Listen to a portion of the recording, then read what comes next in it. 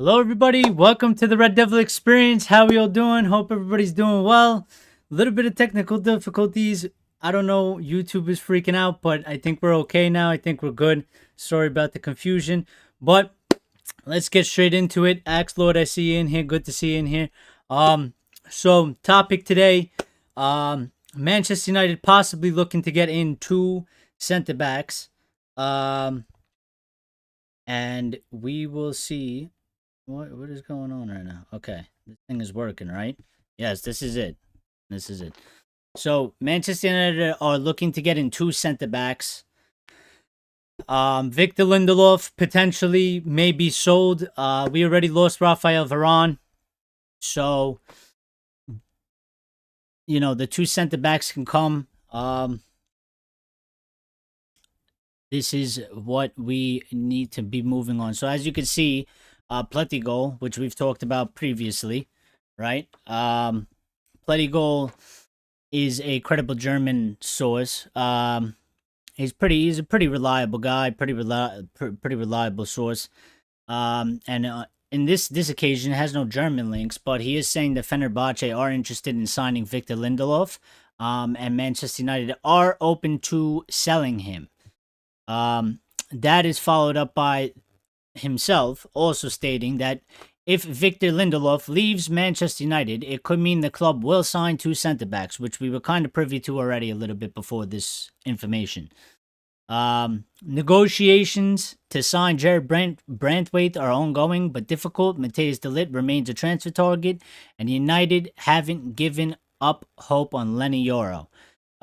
So there are a few options that we have at center back. Obviously, we weren't live to be able to cover, but Manchester United put in a bid for Jarrad Branthwaite. It was around, I believe, 42 million. It was like 35 million plus 8 million in add-ons. That was pretty much rightfully rejected. Everton are holding out. They want 70 million for Branthwaite. Manchester United do not want to pay Branthwaite's price. So there's this negotiation going back, and pretty much the general consensus, which we're gonna get on to later because we have a quite decent update on Branthwaite.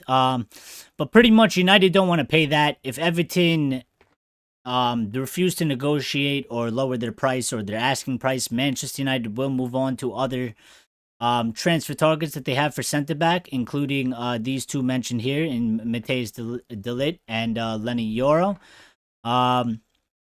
So there's that. And also, this might be just Euro speculation. This might just be, it could be pretty credible. I don't know. You gotta worry about it when it's around the Euros. Obviously England played yesterday, so there was a small, tiny kind of little update on Mark Guehi here, which is Crystal Palace is demanding more than 65 million from Mark Guehi, which obviously Manchester United are probably not going to pay. If they're not going to pay 70 million for Branthwaite, they're not going to pay 65 million for Mark Guehi. He supposedly has significant interest. I think Liverpool and a couple other number of clubs are interested in kind of signing him as of today. Now, I feel like there's a lot of Euro hype. Nobody was talking about him 2 days ago. He played yesterday. All of a sudden, there's like 6-7 clubs interested in him. I think the United link is pretty standard. I know we move a lot of news. I know we get a lot of clicks and stuff, but I think we were at least slightly interested. I don't think he's high up on the list. He might be if we don't get Branthwaite, but I think that asking price is probably still too high. If we're not going to pay 70 for Branthwaite, I don't see them paying 65 for Mark Guehi. But to follow that, just a different source, Team Talk came out, and they stated Manchester United are ready to offer Aaron Wan-Bissaka plus cash to Crystal Palace to bring Mark Guehi to the club this summer. So slightly interesting angle there. Maybe it could happen. I believe Aaron Wan-Bissaka would probably be okay going back to Crystal Palace. I think it's a little bit too convenient I think it's too convenient to just throw Wan-Bissaka's name in there because he came from Crystal Palace. Um, and I'm not 100% on this yet. We need more developments. This is the first day that this was really kind of mentioned, and again, it was after the day after England played and he played, so it could just be the agent of Mark Guehi, pushing stuff out to try and get his player, a transfer. He is on the international stage right now, so there are a lot of eyes on him. But like Axelord is saying, 65 million for Guehi, it is crazy. Yeah, that's what I'm saying. So I think that the price is a little bit ridiculous. If they're willing to negotiate, then maybe a deal could be made. But as of right now, the way INEOS is moving, I don't see INEOS going and paying 65 million. Grace, our moderator, is back. Grace, good to have you back in here. Sorry about that. We had a weird technical difficulty. I don't really know what happened. I hit go live, and then it just ended the stream by itself. So it was very weird. And I apologize for that, but this is what happens when you try to do live shows. Sometimes we run into problems, but everybody's back here. Richard's back here, and Axelord is in here as well. And I'm sure a couple other people might join us after this Euros game. France is winning 1-0. There's like two minutes left or so. And we'll see. But the Euros have been pretty good, haven't they? Up until England played. There was a lot of goals in the game, so I'm enjoying the start to the Euros. Now, in smaller news, but definitely one that I was asking for and I was okay with. Johnny Evans has agreed a new 1-year contract to Manchester United. So we have re-signed Johnny Evans, and I'm okay with this. I kind of asked for this. I wanted it to happen. I think, as a emergency backup, as maybe somebody that maybe a couple of the younger guys can learn a thing or two from him. I think he was very solid for us. Definitely surprised me last season. If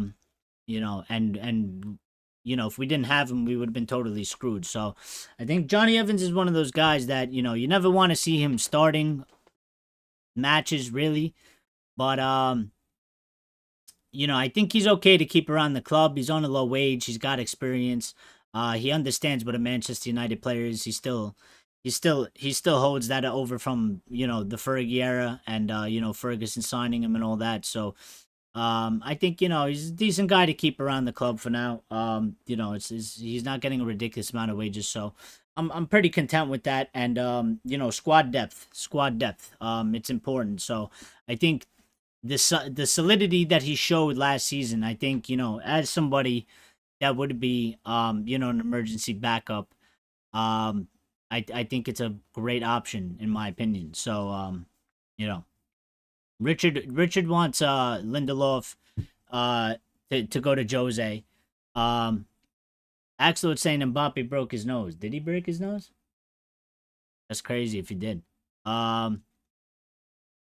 Axelord saying Branthwaite is at most 50 million pounds. Yeah, that's kind of where I've been valuing him. So I think definitely no more than 60. See, I think 50 plus add-ons isn't even a bad deal, right?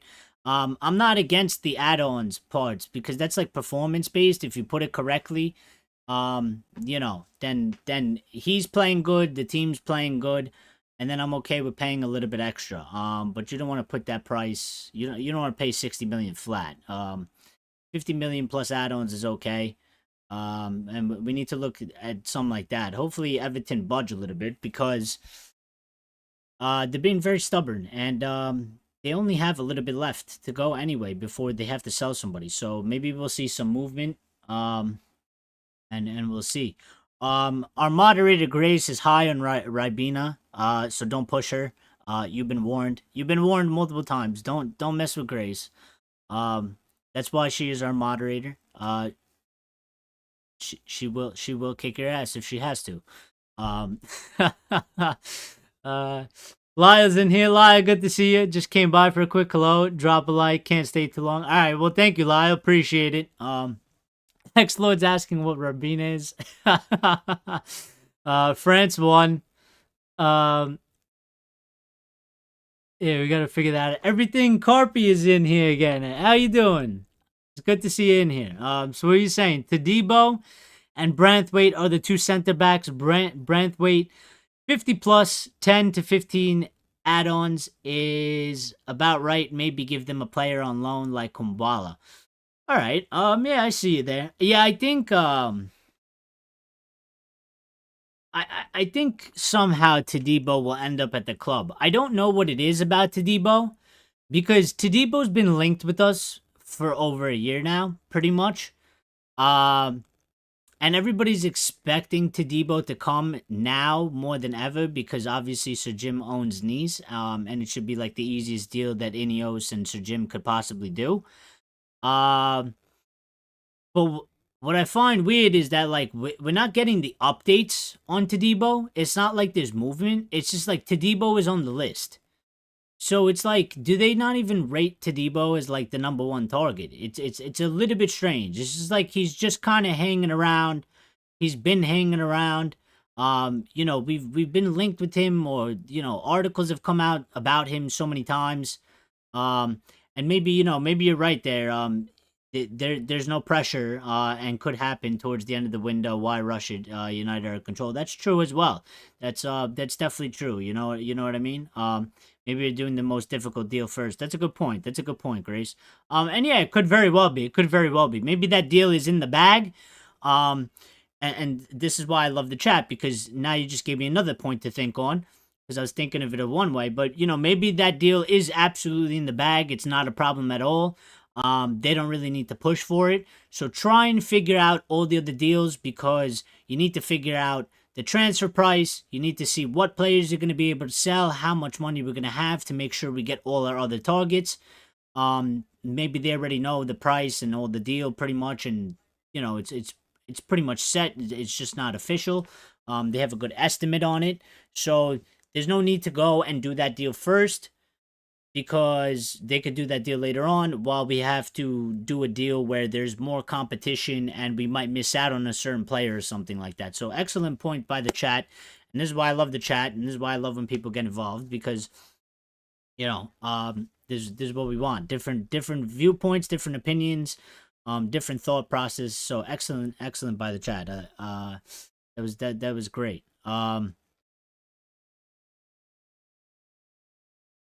Grace's name in the moderator style looking fresh. Yes, it is. Grace is there to help us out. So we have a couple more updates here, right? And I put myself on this screen so you can see me. So you're not just hearing my voice, but you could also see me. So these are the Branthwaite updates. We have about 5 of them. They're a mixture of news from yesterday and today. So bear with me. Manchester United are poised to submit an improved offer for Jarrad Branthwaite. However, United have no intention of matching Everton's 70 million asking price, and will inform the Toffees of their willingness to move on to alternative targets if an agreement cannot be struck on what they consider to be realistic terms. So, as we just kind of mentioned a little bit, Manchester United definitely are very firm on this. They will not be hitting the 70 million asking price. Everton need to budge if they want some money. And Manchester United seem very much in control of this transfer. Pretty much telling them, listen, we want this guy, but we're not going to bend over for you. You know, if you don't want to negotiate, if you don't want to do business, we have plenty of other targets. We have no problem going for somebody else.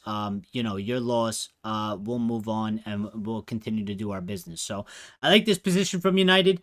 It's certainly different than what we've kind of been used to in the past. You know, I've spoken about this a couple times before, where Manchester United used to kind of put their eggs all into one basket. Go after one player, which would lead the selling club to pretty much bend us over, you know, embarrass us, and basically rob us for a fee. We have a lot of flexibility here. We have a lot of leverage. We have a lot more power at the negotiation table. I like the way INEOS are kind of moving here so far. let's see, how they continue to navigate this transfer window. But moving on to more updates for Jarrad Branthwaite. And before we do, just Lyle pointing out, saying glad we taken a stand on transfers, signs of change. Yes. We need a lot of change, so we take them in small little steps. But if we could continue to improve, at least, a Sir David Brailsford approach, I guess you would say, right? 1%, 1% every day. Manchester United could do 1% better every day. After 100 days, we'll be 100% better than what we were. So let's hope that we get that moving. Axelwood saying, do you people feel like they prefer English players above foreigners? Grace thinks so. Grace thinks it's Brexit FC. I can tell you very much that my father, who is in his 60s, right? So he's long life Manchester United fan. He believes that they are also favoriting or preferring English players.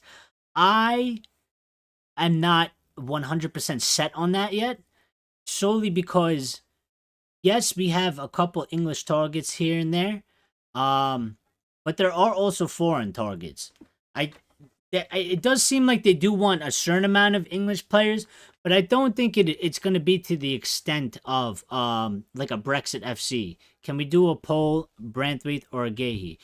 Yeah, we could do that. Can you do that for me, or do I still have to do it? Is that in your powers, Grace, to do that, to do those sorts of things, or do I have to do that? Cause I don't know. But if you could do that, you can do it. If I have to do it, just let me know and I'll do it. For sure. But yeah, and then Richard was saying 100% we can't be used as a bank by any club anymore. I mean, no, we can't do that solely for the fact of the bad financial situation that we're in as well, but also, you shouldn't be operating a club like that anyway. So, Richard thinks they want English players. I think they want English players because of the foreign player rule. Yeah, you can't do polls. Okay, I will do the poll. All right. Poll. Start a poll. Here we go. Poll. I'm definitely gonna spell this dude's name wrong.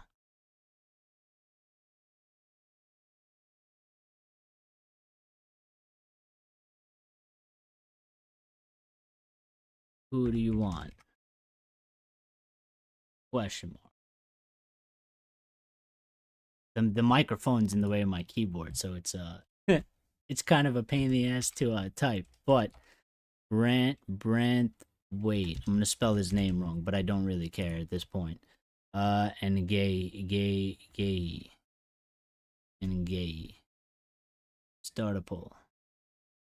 Boom. Eric, are you still in the U.S.? Yes, today is my last day, so being here. I have a flight tomorrow.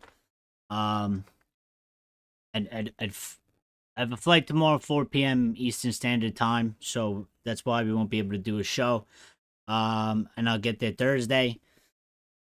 And then it'll probably take me a couple days to set everything up because I gotta get good internet in the location we'll be staying in and all that. So just bear with me while we get started. We might run into some problems as well when we go live, but I promise that we'll get everything up running. And so the first one, we're gonna have to test it out and see how it goes. But yeah, I'm still here for now. You'll know when I'm not here because you're not gonna see any of this pretty much.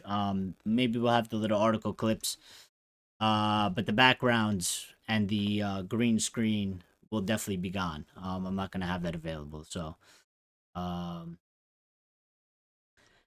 am missing half the chat now. So let me pop this open. So Stephanie's in here, our other moderator. Good to see you, Steph. All right, so let's get moving on to this. So the second update is from Sky Sports, basically saying Manchester United are discussing whether to go back in for Jarrad Branthwaite because, as you know, we submitted an offer for around 42 million. It was 35 plus 8 million add-ons. It was rightfully rejected. We always knew it was going to get rejected. That's that's well low, and it would be amazing if we got that deal, but I always expected it to get rejected. So now apparently, according to Sky Sports, Manchester United, they knew it was going to get rejected. They were going to go back in. Now they're apparently, discussing whether to go back in for Branthwaite or not. If Everton don't reduce the asking price, United will move on to other targets, as just mentioned by Ryan Taylor Sport. Those include Mark Guehi, which we talked about in the beginning of the show, Leny Yoro, and Jean-Claire Todibo. So again, just going over again how we have many options. So Branthwaite is not the be-all and end-all. If we can't get a deal for him, we have many other options. There's nothing to really be upset about. I think a lot of our options that we have, they're all pretty good quality. They're all kind of around the same level. Maybe some are a little bit better than others, but I don't think it's that necessarily much of a problem.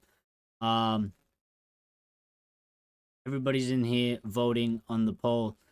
Oh, I don't know what I did here. I'm gonna lose this.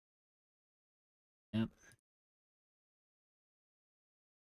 Give me a second, because I've lost the chat now. Got it back. All right. So, the other Branthwaite update. This is from Fabrizio. This came out today. There was a couple things from Fabrizio. So, if you want the most credible guy, here's your Fabrizio update of the day. This probably went up about an hour or so ago. And he came and he was on YouTube and said Manchester United's interest in Jarrad Branthwaite remains concrete. The club know that the player is keen on the move. Personal terms are not a problem. However, Everton want at least 65 to 70 million, and United do not want to pay this. If the price doesn't come down, United will consider other targets. Again, the same sentiment pretty much. But different sources, so we're just showing you that. And if you take Fabrizio's word over everybody else's, well, there you go. Fabrizio coming out and also saying Jarrad Branthwaite is keen on joining United, even if they are not playing Champions League football next season, so that's good for us. But I pretty much figured that anyway, because we already agreed personal terms, so he was pretty much okay with that. And then Branthwaite, Fabrizio again, which is pretty much the same thing that was said before, but worded a slightly different. We also had updates on Greenwood. So I know the last time that we spoke about Greenwood, that it was reported about Juventus, and how Juventus were very interested in him, and they were looking like they were going to sign him. Well, this update has now shifted to, this is by the Mirror. I can get out of the way. Mirror Football. I've covered the source with myself. Basically saying Valencia have made a 25 million bid to sign Mason Greenwood. The forward is clinging to hope of a permanent move to Spain. Juventus have also been tipped to land Greenwood in a deal set to be worth up to 40 million with add-ons, but a source close to the player's camp confirmed Valencia's concrete offer and insisted his priority is Spain. So we've hit a bit of an impasse. Pretty much on this thing, a little bit of an impasse. And just to follow up with this, and then I'll give my two thoughts. Mason Greenwood has agreed personal terms with Valencia. So the thing here is that obviously the best deal for United is the Juventus deal, because they're offering 40 million with add-ons. Valencia have only made a 25 million bid. The problem that we have here is that Greenwood is technically under contract. Greenwood clearly wants to go to Spain and not Italy, or prefers to go to Spain over Italy, which is probably going to cause some problems here, because he doesn't have to accept the transfer to Juventus, and then Manchester United are probably going to argue with Valencia for the fact of that they're offering 25 million when Juventus are offering 40, and Manchester United are going to want the 40 million. So it's kind of a little bit of a behind the scenes of how these negotiations go sometimes. Just because a club comes in and makes a good offer to the club, doesn't mean it's always straightforward, because of course the player always has a say, and the player can hold up the deal for the club. So we have to see where this really goes. I personally don't care where he goes as long as we get good money for him. So, if that means that he ends up at Valencia and Valencia are willing to up it to match Juventus's bid, so we get the same amount of money, then I'm all good with that. But we need to figure out how to do that and how to get that, because you don't want to end up selling him for 25 million when there was an offer on the table for 40. We need every pound that we could get. So, Grace was saying Martinez has been injured most of the season. He can't play every game next season. We need rotation, 100%. And hopefully he's okay, because they did botch his surgery. So hopefully he does stay fit. But he even got injured in the first season, albeit it wasn't that long. But he did play a lot of games. He didn't have a lot of rotation. So we do need rotation 100%. And this is what I was saying. Like, we need to build out this squad as much as possible. So Axelord asking if there's any Scalvini rumors. Not that I've seen. But if there was, I would be all over it. I might have missed it though, because I've been running around the past couple days. I've been kind of busy. I've had a couple things I had to do. So but as far as I know, I haven't seen any. So maybe we'll get some later on. Steph saying Johnny Evans signed a contract since today. We are safe. Yes, we talked about that before he came in here, Steph. He did. I'm happy about it. Listen, backup option, Steph. Backup option. I like the guy. I think he deserved his 1-year contract. And he was solid for us. He was solid for us. Obviously, he should never be starting, in my opinion. Always as a sub. He's at that age. He's a little bit fragile as well. But I think good character to keep around the club. Good character to keep around some of the youngsters. They can learn a thing or two from him about defending, as well as just Manchester United in general. He's one of those players that gets it. He gets what that shirt means. He gets what the badge means. And he gets what it means to, represent the club on the pitch. So, yeah, I'm okay with him being there. Obviously, the jokes are gonna come with it, but yeah, I love Johnny. Everything Carpy is saying, Guehi to Debo are both right-footed, and Branthwaite is left-footed, so Branthwaite is a must. Yeah, but we also need we also need the right-footed too, because we've lost Varane. We've lost Varane, so we need both technically. That's why I'm saying, I think, that's why the show was titled this, because I think United are going to end up going for 2 center backs at some point. It seems very likely, and just the fact that Lindelof is potentially up for sale. Is the mic freaking out? Guys, let me know. Is the mic doing some weird static thing? If it is, let me know. I'll try and fix it. Let's see. Silva or Scalvini? Ooh, that's a tough question, Axe. I like both very much. I don't even know, to be honest. I don't even know, to be honest. That's a tough one. Yeah, I hear weird. Hold on. Give me a second. I'm gonna disconnect the.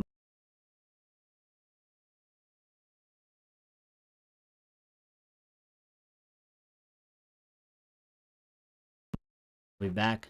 Does it sound better? I hear weird static noise. I would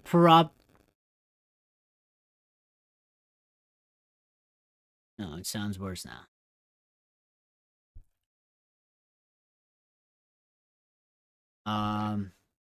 Anyway, I can't help it, so I apologize. Oh, it's okay. Audio all good in my end. Maybe it's just my headphones. All right, but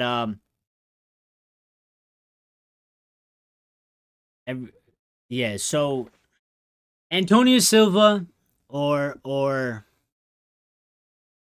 Scalvini. I would you can't pick, man. See, I can't pick. I can't pick. I don't know. It's such a tough question. I would have to think about it more. I kind of lean a little bit towards Silva. I think Silva's a slightly a little bit more experienced, but I feel like Scalvini might have a higher ceiling um later on in his career in terms of potential, like height that he could hit. So it is that's a very good question, Axel, but very difficult for me to answer. I like them both. I would just go and sign both.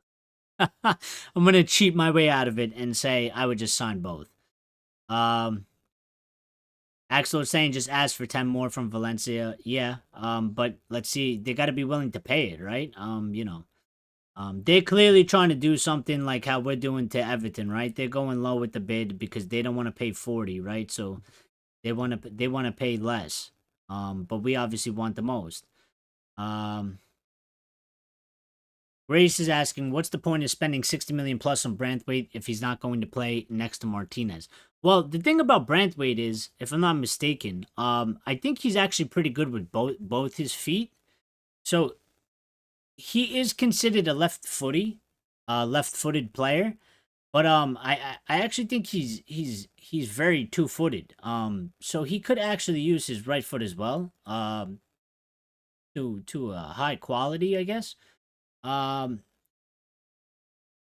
but we do need, like, listen, if I'm looking at it like Martinez and Branthwaite as your two left center back options, and then you get a right center back, um, and then I guess maybe Harry Maguire stays, uh, you know, and whoever the right center back may be, um, it's just looking very, very strong. They're very, very strong options. So I'm not necessarily against it. Plus, uh, maybe you could swap him around. Maybe Branthwaite is that versatile, so maybe you could play him right center back if you need to at times. If he's not going to start, maybe he does start there. Maybe you could swap him around if you need to, or if there's an injury or something like that. So, um, but that is a good point. Why not spend money on right center back and a cheaper left center back? That is an interesting point. But that's why I think they don't want to pay that much, Grace, because they kind of know, like, he is not going to be the starting center back. So I think they're not trying to pay over the top for a player that is probably most likely going to be the backup for Martinez. They don't want 70 million sitting on the bench. It is sort of a waste. So, um, Johnny is a top professional. Can see him being retained on the coaching staff when he finishes his career. Absolutely.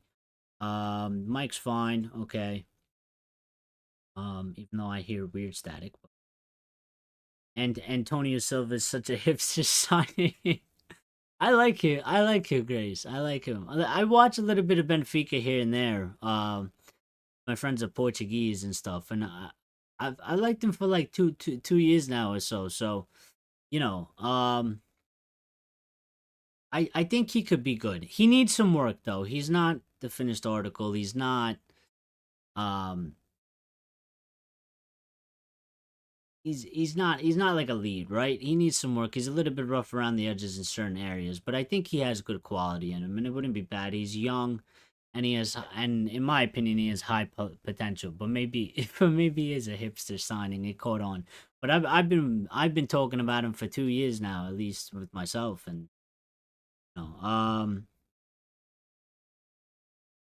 yeah, he's not really talked about. Everything Carpy is just, I was just kind of mentioning it, and it was brought up by Axlord.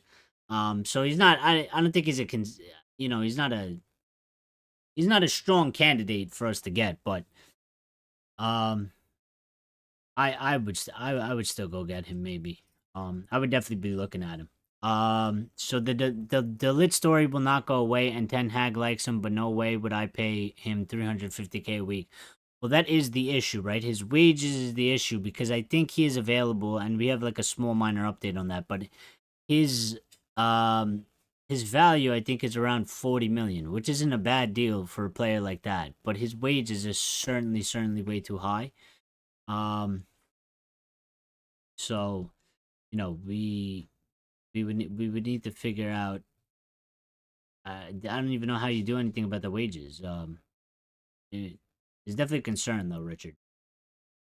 Everything saying why would they pay that? He's on 260K a week, so won't be no more than that. Well, usually what happens, everything is that when a player goes to sign like a new contract, um, and especially with like a newer team, they usually like they use their current contract as a base for like the argument to get paid more. So like even Branthwaite right now, like whatever he's making at Everton, which I don't think is a lot, um, he's pretty much saying like, yeah, I'll sign for United, but I want like 140,000. I think he's only getting paid like 60.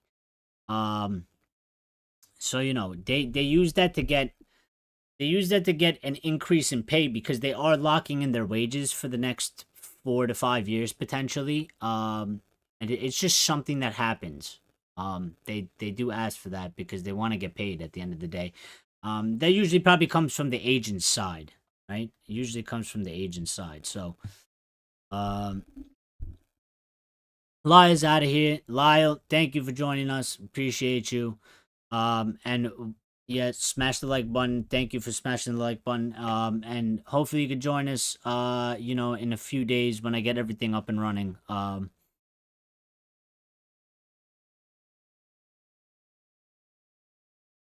Weghorst could, no Euro will be at Madrid. Missing like half the thing here. Actually, so if you wanna get to Delit, here you go. Here's the Delit thing. So Pletty goal, which we mentioned before. Pletty goal coming with a lot of updates today. Manchester United have started internal discussions about a potential move for Matthijs de Ligt. It is expected it will cost around 42 million. So the price tag isn't bad. The price tag is good. The issue is, like Richard was saying, is that he's already on like about 260,000, and I would assume that he's gonna ask for more. Which it would probably be anywhere of 300K and upwards. Unless he does a surprise move for some reason and decides that he might take a little bit of a pay cut or the same amount, but that is like the most extremely rare thing. You barely ever hear that. And he would have to be absolutely desperate to go to Manchester United, pretty much. So I can't see that. I can't see that really happening. And that will probably break down the deal because I don't think INEOS are going to want to pay him those wages, especially when they talked about, they wanted Casemiro off the books. They wanted Varane off the books. They wanted Martial off the books. They wanted all these guys that have these extremely high wages, 250 and plus thousand. They want them off the books because they don't think it's worth it at all. So I can't see them going to sign De Ligt and giving him that money. Everything Carpe is saying Joao Neves is a must signing instead of Silva. Well, I think Joao Neves is way more likely to sign than Silva. I don't even think Silva is like considered. He hasn't really been linked with us. It doesn't seem like he's gonna leave Benfica this season. I haven't heard much about him. I just personally like the player, and Axel Lord was asking me a question about it, so it was more of a personal thing. There hasn't been really anything concrete about Silva. Joao Neves, on the other hand, did have. I mean, it was about a week ago or so, but we did have some sort of a big update. And I think there was like one or two small things that popped up the other day, but that's still going to be a tough deal to do because Benfica, like I mentioned before, they're very stubborn. They stick to their price tag. They pretty much seem set on not wanting to move from the 120 million. They want the release clause hit. So that transfer might not happen. It will only happen is if Benfica decide that they are willing to negotiate, and put out some sort of a lower price so that like they could do a deal. But I don't think they're gonna want to do that because, from what I understand, Benfica don't even really want to sell him. They want Joao Neves to stay one more season before selling him, probably because they think that they can get more money, and also because they need him because their squad has been struggling. So, you know, listen, it's difficult, and we'll see what we could do. Still says 2. Yeah, we have 7 likes. If you guys smash the like button for us, that'd be great. 6 likes. Stephanie's Grace and Stephanie's got us going here. So, or 7 likes. So thank you to everybody that smashed the like button. And thank you to everybody that's watching. Let's see. Where are we going with this? Oh, Abebe's in here. Abebe, I didn't see you there. Abebe, Delicio. Saying United, I want Coleman, Inacio, Frimpong, Dialmo, Kirkez, Hoimland, Xerxes, Tadibo to United is better for next season. I like this guy because he knows exactly. Listen, that is most likely not going to happen, right? But he knows exactly what he wants, right? And he's not afraid to say it. Yeah. But he does have some very good targets there. I like Inacio. I like Frimpong. I'm not 100% on Almo. Kirkez, I don't have a real opinion on him because I haven't really watched him too much, but he is interesting. He's a young guy. Talked about. Holman, pretty good. Xerxes, I like. Tadibo is good. So, pretty decent. But he comes in here and, strongly opinionated. We like the strong opinions. We don't shy away from the strong opinions. So, yeah. Good stuff. There was a report. Everything's saying there was a report that an agent wanted $12.5 million to sanction the deal. Wasn't sure if it was Branthwaite. Did see that. Who the hell? Whose was it? If anybody knows, say it in the chat. I did see that. I glanced over it this morning and I can't remember who it was. I think it was this morning or yesterday. And that's absolutely ridiculous. And this is what happens. This is what happens with agents. This is why Ferguson didn't like agents, right? This is why he hated them, because they get in the way and they do dumb shit like that. $12.5 million to sanction a deal. Who do you think you are? Who do you think you are? Does this agent guy not realize that he's replaceable? Does he not realize that he can be fired? If I was that player and he ends up blowing the transfer for me, I'm firing him immediately. What the hell? You greedy bastard. Just take your normal agent fee and let's keep it moving, man. Like, what's going on here? United being linked with everyone again. Yep. I mean, every year we do get linked with everybody. So, but this year already seems a little bit different, Steph. It's slightly different. I feel like even the way it's being reported, it's a little bit different. Like before, I feel like they would just throw names out there and there wouldn't be like too much concrete details or follow-ups on it. Right now it seems like our list is pretty set, although it's kind of doing this merry-go-round thing, but I think that's just solely INEOS doing the thing of like, listen, we have a lot of different options, and we're not going to get taken advantage of here, and we will shift to different targets if you guys try and, play us for fools.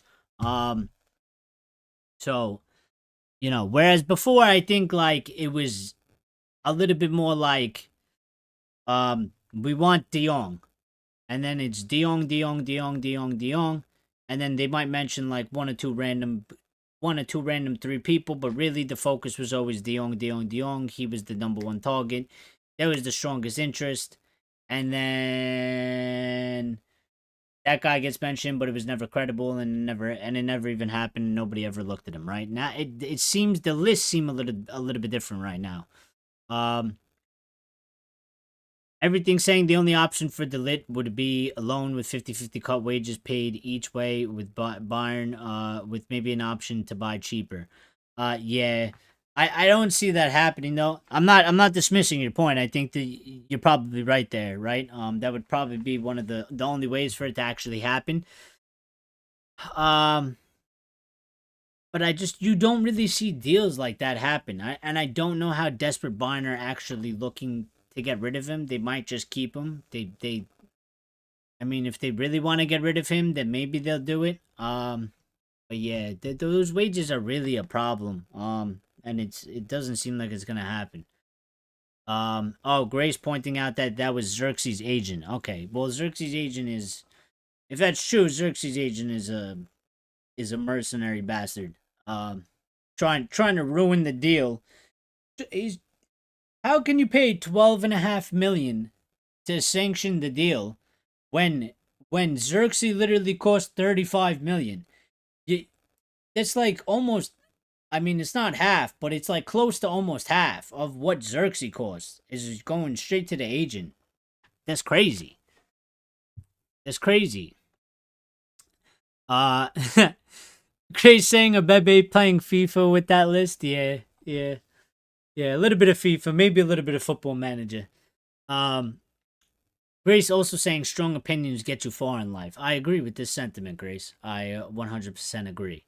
All the successful people out there. Look at the billionaires. Look at Elon. Look at maybe Jeff Bezos. Even Steve Jobs. They all had strong opinions, albeit about different things, but they all had strong opinions and they all came out and said some things. So Grace is saying let's all twerk for INEOS. They're doing a wonderful job. Richard saying if they're going to sell him, they will want a full sale. Yeah, so it is a problem. We have 21 people in here. Can you guys smash the like button for me, please? I greatly appreciate it. It takes 2 seconds at a time. Really helps out the channel. If you can, and if you want to get involved and vote, we have a poll up, Branthwaite or Guehi. Who do you want? But smash that like button for us. We have a quick small little update that we didn't get to, which is on Facundo Pellistri. Which is Flamingo are apparently interested in signing Facundo Pellistri. That was literally the update. There was no price. There was no further details. So I guess we gotta wait and see for this to develop. But they are interested. Flamingo are interested. I think unfortunately for those that like Pellistri and wanted to see him get a chance, I don't think you're gonna see that happen. I think Pellistri will be moved on. I don't think Pellistri's gonna stay at Manchester United. And it's a little bit unfortunate, but then again, I'm not 100% against it. He has some qualities, but when I compare him to Diallo, I think Diallo offers far more. And for whatever reason, Erik ten Hag doesn't seem to like him, and I guess the club don't think of him that highly. Otherwise they would probably keep him. So I don't know why. United linked with both the De Jong and De Ligt in the last couple of days. Ajax boy band reunion. Yeah. Well, De Jong, I think we should. I don't. I'm a little bit worried about. I'm a little worried about De Jong, and I'm kind of happy that we didn't get him because he seems kind of injury prone. I mean, he just suffered another bad injury. I'm pretty sure he got injured last season as well. So, I would be very wary of him. Especially for the fee that Barca won and all that. De Ligt, I think, is very good. It's unfortunate his wages are so high. Yes, thank you, everything. That was the name of the agent that I couldn't remember his name. Minariola. Who does Xerxes' agent think he is? Minariola? You ain't no Minariola. We've never even heard your name before. Just get Xerxes his deal, right? He's a kid. He deserves his bigger transfer. Don't be a greedy bastard and ruin it for him. What is wrong with these agents, man? What is wrong with these agents? I would fire him. And if I wouldn't fire him, I'd definitely be calling him up and be like, "What the hell are you doing?" Um, Richard saying and subscribe if you didn't already. Absolutely. Stephanie, telling everybody vote, like, subscribe. Absolutely. Axlord saying sincerely, the hell with with Musk and Bezos. Let's support unions. Well, it's funny that you say that though, Axlord, because I am in a union. Right. So yeah, I get your sentiment there. I do work in a union. I work in the construction union. So I am there for the unions, right? Let's try and not get all political, but yeah, unions are good. I like unions. Union people are good people. Hard workers. My father is a union worker as well. He's been a union worker for over about 30 years now. So and there's a lot of good people in there. So back to union boys and girls, because there are women that work there too now. So yeah. And let me just check the internet, because every once in a while we do get updates while we're live and then we miss them. So I need to see and make sure, and also I want to change back into our regular panel. Internet. Um, Give me something.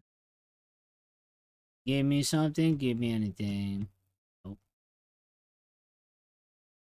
All right, let's click on this. Let's see. So Evans we covered. Mason Greenwood we covered. And okay. There was like two small little updates about Ivan Toney and Jonathan David still being linked with Manchester United. They are considered they remain of long-term interest to Manchester United. That's by Rich Fay and Mank World UK. So they're still on the striker list there.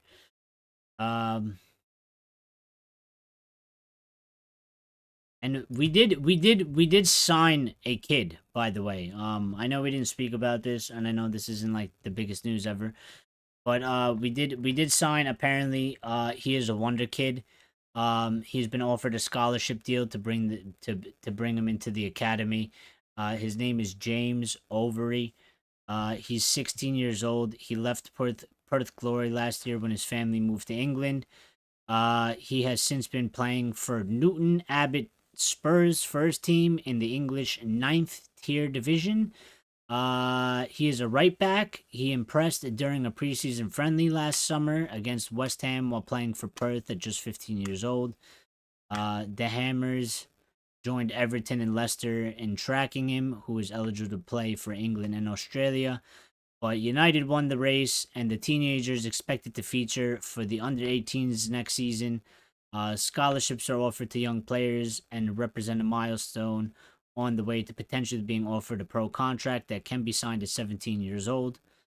Overy comes into the United setup, still led by Erik ten Hag, after the Dutchman kept his job with a contract extension now also in talk. Which is also something that we could kind of touch on here, because we do have some time. Ten Hag is doing commentary, or is like sort of a pundit on Dutch TV for the Euros right now. So he has been speaking pretty publicly. And he did say a couple things that were pretty interesting. And then Gary Neville's also had to say.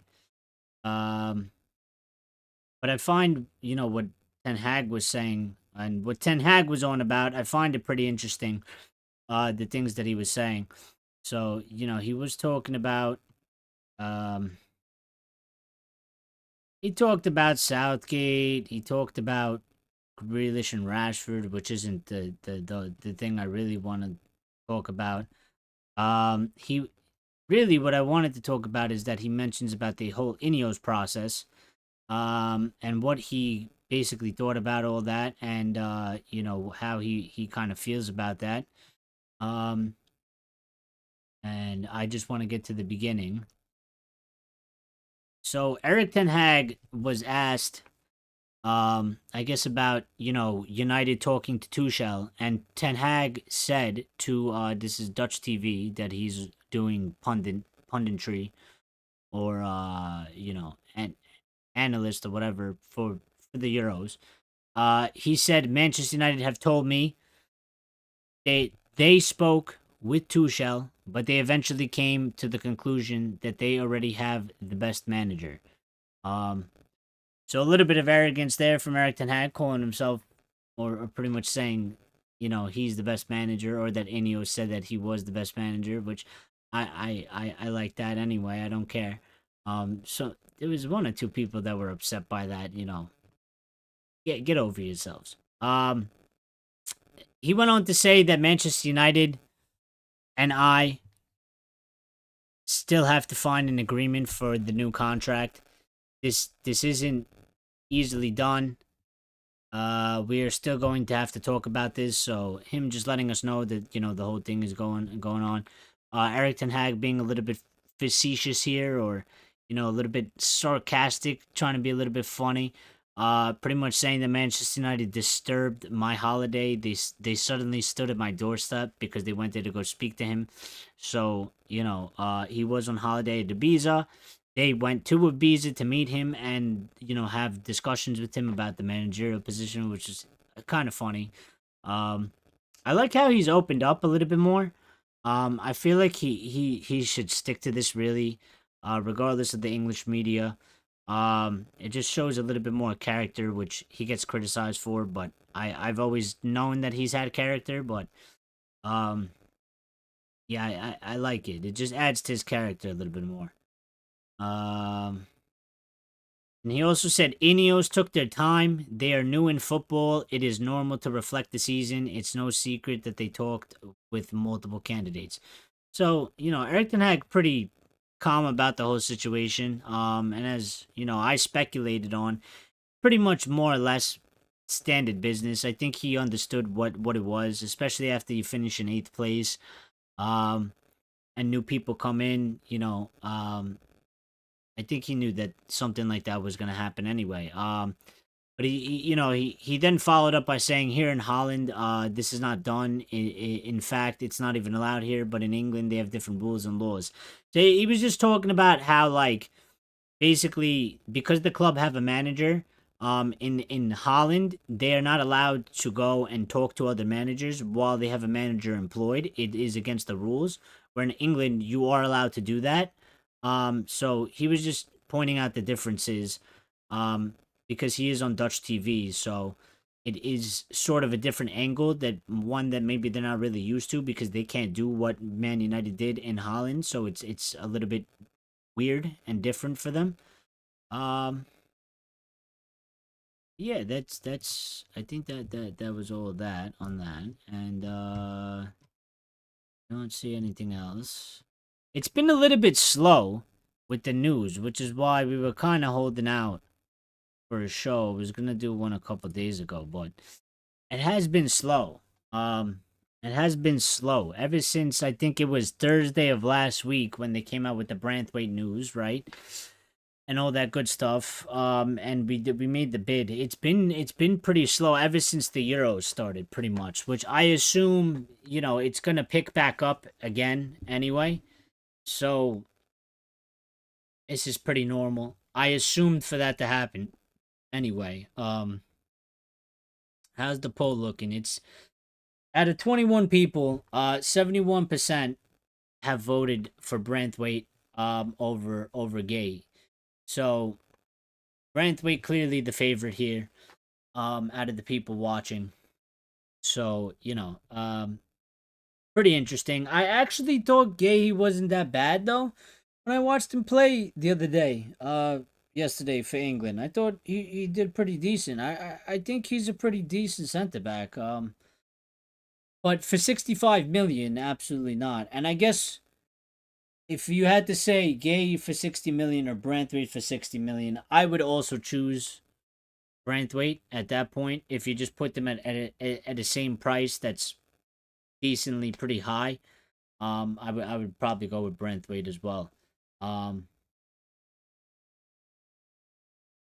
You're in construction. Can you go sort out Old Trafford? Grace wants me to go to Old Trafford. That's and and sort out Old Trafford. Grace, I they need more than just me. We need a whole new stadium at this point. It's pretty bad. Um, it's so bad. I would be there forever. Although I could probably do a better job than what they've been trying to do.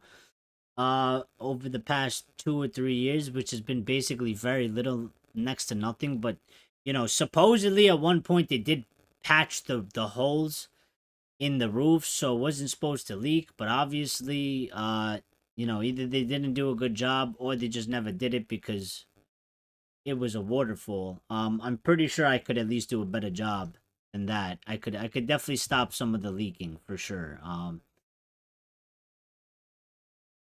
But Sir Jim better pay me. Or Joe Glazer. I want Joe Glazer's money actually. Sir Jim could keep his money. I want Joe Glazer to send me a direct deposit into my bank account for fixing the roof and doing construction. Um, Damn, this guy, I can't read your name because it's in like I don't even know what language that is. But he loves Neves. So big Neves fan. Whoever you are, I apologize. Um, I missed something. Oh, everything Carpet was saying. The physical pace in the Premier League, De Jong will be injured more than Pogba and Phil Jones. Yeah, it could be. I mean, I listen. I worry about him, but I don't think we have to worry about that because I don't think we're in for De Jong anyway. I think those links are gone. Um, I don't think there's anything really concrete in that. I don't think he'll be coming. I think we had that one opportunity to do it. I don't think INEOS really want to do that deal. And I don't think they're gonna look to do that deal. So Erik Ten Hag might still want him, but I don't think INEOS are gonna go for it. Young Mirage, welcome to the chat. Welcome to the community. Good to have you here. You are saying to all of us, Todibo ain't done because it's a very easy deal to do. Yeah. So that's what a lot of our chat members, community members pointed out. Which, to be fair to you guys, I think probably is the thing. It is very common sense. It does make a lot of sense. There's no need to rush that deal. That deal is pretty much in the bag. That deal can be done at any point. It's not like we're gonna lose him to another club. So it makes a lot of sense that that deal or Todibo has kind of just taken a back seat because there's more important things that need to be focused on. We have hard negotiations to do with teams like Everton and whatnot. And we also have to do players sales. So I think smart move by the club as well because if it was a Woodward or a Richard Arnold, they probably would have done that deal, blew whatever it was on the budget, and then totally screwed themselves for all the other transfers. Richard saying, I think considering how he was treated, he was entitled to be honest and open. Absolutely.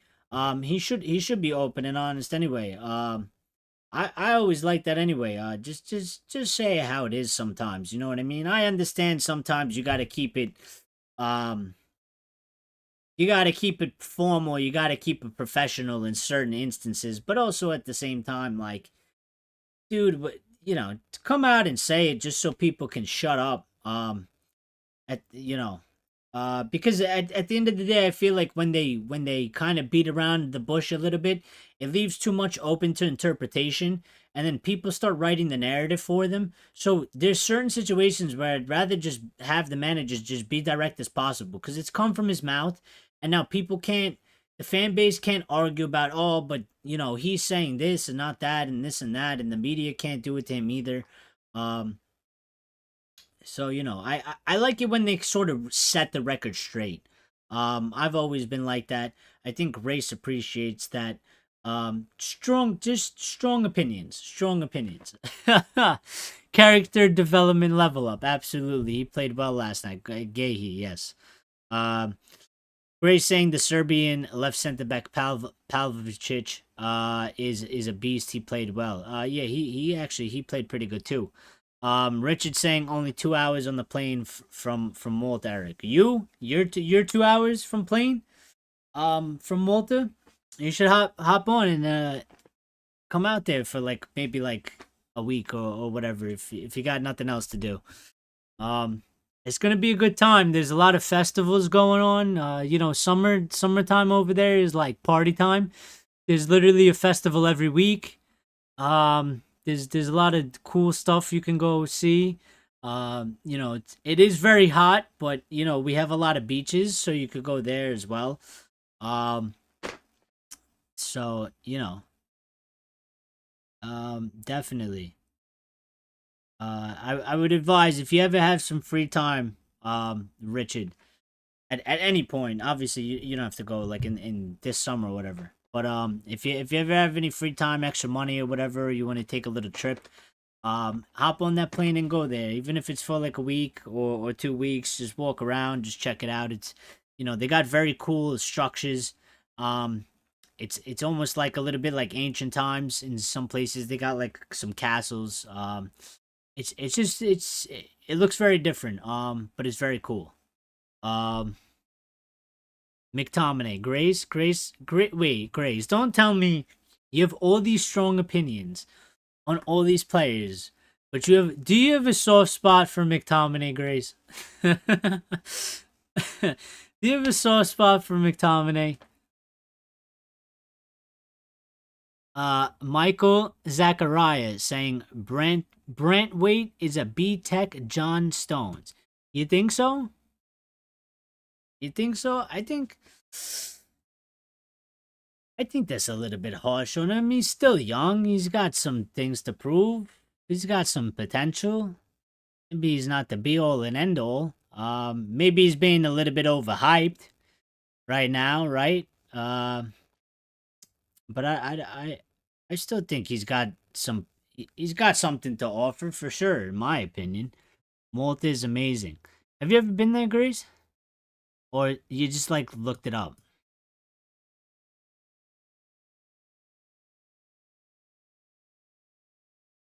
Because it's two different things. But yes, you can still tell that it's pretty amazing from the pictures. I mean, it looks there are certain areas that look absolutely just beautiful. Michael believes that he's overhyped and overpriced. Well, I would agree with you there pretty much. I you know the price tag, 70 million is overpriced in my opinion, and in many of our opinions. We've been saying 50 million is pretty fair. 70 million's too high for sure. 60 million's is pretty much pushing it, and I would be like sort of okay with it, but like it wouldn't be like something that I would stand up and applaud. I think 50 million is fair. I don't think you're gonna get below 50 million. Um, so um, and on the overhyped part, like I don't think like we necessarily this channel, this community is overhyping him. I think he's getting overhyped like social media wise, maybe regular media wise, because there's a lot of talk about him. So maybe in that way he is overhyped. Um, but I still think he has something to offer. He's pretty good on that part. Um, and then Axel was saying my parents visited Malta once. Did they really? Did they enjoy it, Ax? Did they like it? Did they like it? Because there are some people that have gone there and they don't like it. Not everybody's gonna love it. It's a little bit different. I obviously love it because basically my whole family is my whole family is from there. The poll has shifted backwards a little bit. Grace is saying a few years back I stayed at Paradise Bay in Chirkawa. Oh really? Oh wow, that's awesome, Grace. That's so cool that you were there. That's amazing. I hope you enjoyed it. I hope you had a good time, and I hope the people treated you good. They mostly do, but every once in a while, somebody seems to go there and somehow find themselves in a little bit of trouble. And then they quickly find out, don't cause trouble in our country. You know. But for the most part, very good people. Very good culture. They're as long as you respect the values of the country, don't cause trouble. They're very welcoming. They're very friendly people. Um, yeah, they liked it, but they prefer to visit historical places and go to the beach. Yeah, that's what I'm saying. So you could do that. There's obviously a lot of festivals and parties. So there's a lot of different options that you could do there, but yeah, that's what I was trying to say. So I couldn't get the word before. There's a lot of historical places there. Like there's just structures that were built from like the 18th century or something like that that are still standing that they've upkeep. And it's just kind of amazing, especially for like somebody like me, where I live in New York.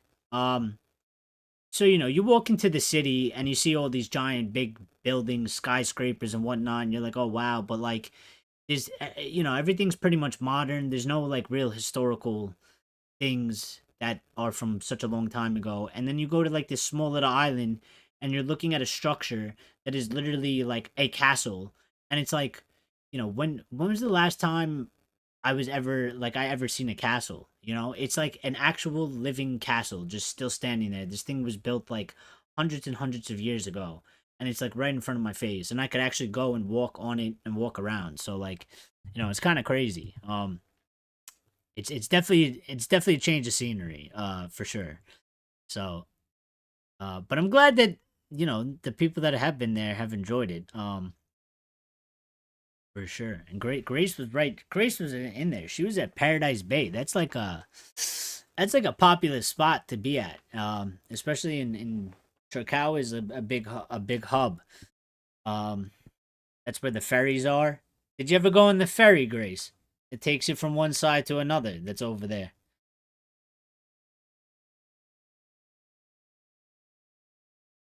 Definitely can't say anything bad about Malta's second favorite holiday after New York. Well, good. I'm glad. Um, I'm glad. I get so embarrassed as a New Yorker, for other people that I guess you guys, I guess people common like they get so taken aback by the structural things of the buildings and stuff, but I get absolutely embarrassed as a New Yorker because I know how dirty the city is. But see, you guys love New York. And there are certain areas like Times Square and stuff that are magnificent to look at. But I still get embarrassed because it's like I've seen areas of the city where it's like very very dirty. And they don't look great. The trains are pretty dirty. The subway is pretty dirty. And sometimes you see some crazy stuff you don't want to see. And I get really embarrassed by that because it's like, a lot of people are like, oh, New York, this great city and blah, blah, blah. And people love it. But I'm like, when I look at certain stuff, I'm like, dude, the trains got to be, way better, cleaner, just look a lot cleaner. And then certain areas, like the streets and whatnot, the sidewalks and stuff like that. I was just like, I feel like they could be a little bit cleaner. You know what I mean? Um, Oh, you went on. Grace went on. You went on one of those boats around the reefs. Oh, that's so cool. I'm jealous of you, and I'm literally going there tomorrow. Well, I'll be on my way there tomorrow, but I'm jealous. Jealous. That's great though. That's awesome. Um, yeah, especially living over here. Um, you don't understand what I had to go through growing up. See, people in Europe, they've heard about it, right? Um, they've typically any European that I've ever met, they've heard about Malta. Uh, but over here, growing up, you don't understand what I had to go through. Like I was in school, sixth grade or something like that. Teacher goes around the room. She's asking everybody. where, like, what's your family heritage, where are they from. So you get all the typical American people saying, I'm Irish, I'm Italian, I'm German, I'm maybe there was like one person that was like, I'm 14% Native American or something like that. They get to me and I go, yeah, I'm Maltese. And everybody just looks at me and they're like, what the hell is that? They're like, where's that? Or my favorite one, which is the one that I hate the most, they literally are like, Maltese. Are you like the dog? I'm like, no, no, no. Do me a favor. Don't compare my people to a dog, please. We are people. Okay? We are people. It is nothing like the dog. Don't compare my people to a dog. We are not dogs. And I had to search this up just to make sure. But the dog, the type of dog, a Maltese dog, has nothing to do with the country of Malta. So we could dispel that right there. They have no links whatsoever. Has nothing to do with it. Somehow they're just the same name. But yeah, I get offended. People are like, they're like, oh, you're Maltese, like the dog. I'm like, no, like the people. Like the people. Don't stop comparing me to a dog. I'm a human being. Thank you very much. Excellent saying we are from Europe, so it's the same for us, but with skyscrapers. They liked it anyway. Yeah. New York I love, and then Texas is okay. Yeah, I want to go. I want to go to Texas. I got to go to a couple places in the U.S. I haven't been to too many places. I want to go to Texas. I want to go to Florida, for sure. I need to go to more places. I've been to Vegas once. Vegas is great. Make sure you bring a set amount of money, and then don't bring any more money with you because you lose all your money in Vegas. There's just too many temptations in Vegas to lose all your money and end up there broke or go home broke. Richard saying, once you have been thrown across a New York police horse, when you're pissed, your life changes. Yeah, that hits you different, doesn't it, Richard? that hits a little bit different. Grace is saying, I was in New York and they closed off the road for Trump to drive past with about 50 other vehicles to get to a basketball game. That's great. Yeah, they do that a lot. There's a lot of road closures and stuff like that. So yeah, they do that for many people, prime ministers of other countries, presidents, former presidents.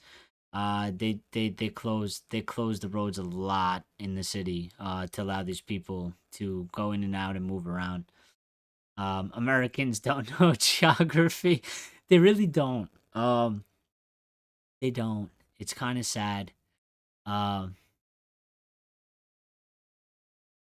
it's kind of sad.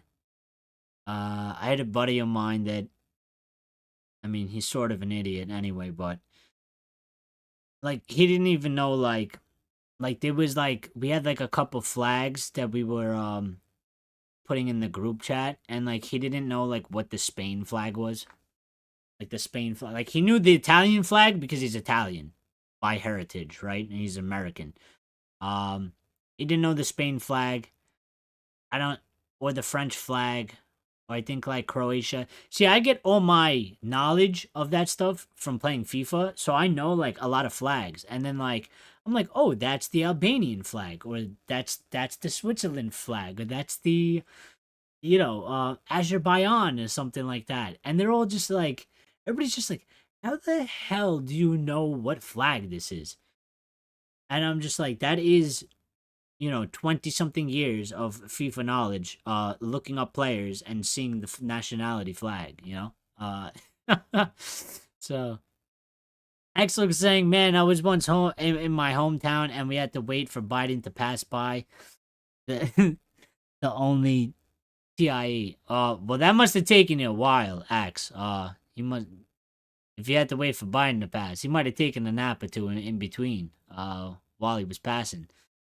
New York people are more welcoming than Texas people, but my cousin is a line walker on the New York subway, so he lives in the Bronx. So we went out with the New York Police Department one night. Oh wow, all right, very cool. A lot of connections. See, what a small world. What a small world. Tommy was in here.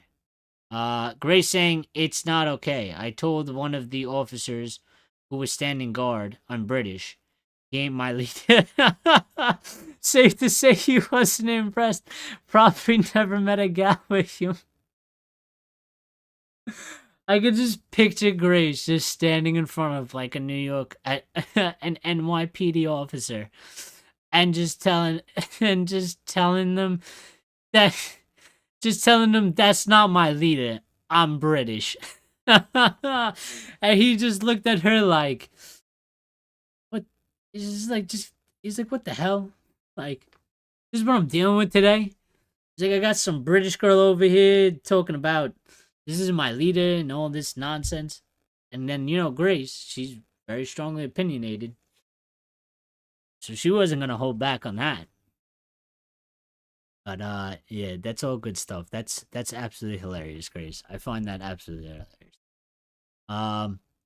But we have no more updates. It's been a good chat. I will double check before I get out of here because I do have to go. I have to go out for dinner. Before I get out of here. I don't see any. I don't see any updates.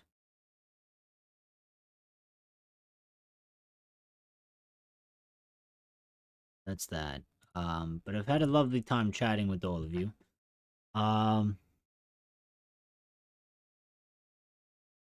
Yeah, he was probably scared, Richard. The officer was probably scared. He was like, somebody get this girl away from me. She's scaring me. He's probably radioing it in. You know what I mean? He's probably radioing it in. We might have a potential problem here. British woman not accepting the leader. Seems very aggressive.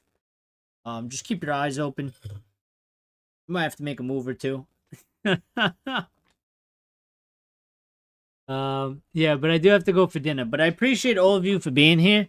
And having this chat and talking, and everybody that smashed the like button. It's been good.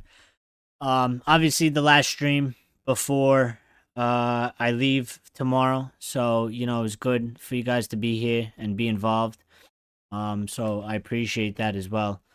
And I think hopefully I don't miss anything crazy, because usually how it goes is that I decided not to do a show for 2 days, and there was really no news, and then now that I won't be able to do it because of certain circumstances, we'll end up signing 7 players, and I won't be able to go live.